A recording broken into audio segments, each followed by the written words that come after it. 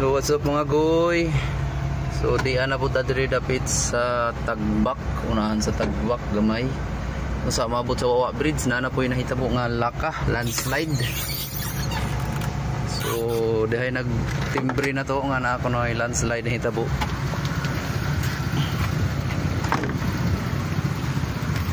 So dito.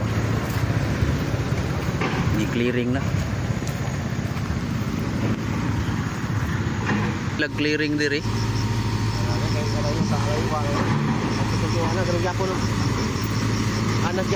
Oh. Labi kay natandog to paglinog no?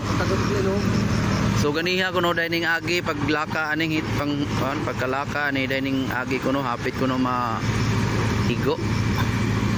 So mayo kay nakalikay ra. So ang dagko ang bato, mas dako pa ning bato ha kaysa ning hagbong dito sa Tabugon. Nakuha.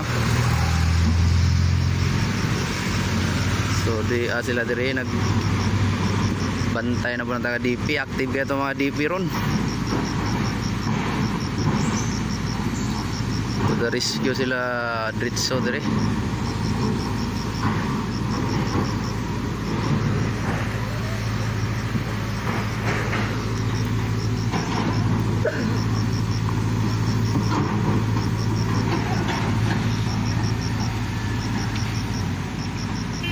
Nakuha ang bato eh.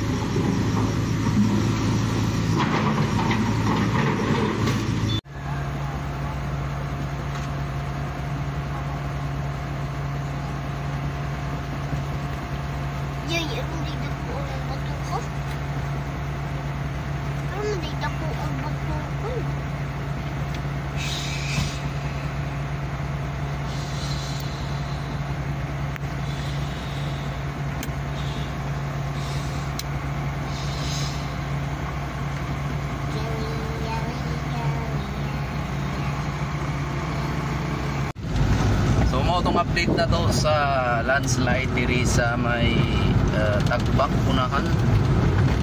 So among gipangutana ang taga DP dito nga nag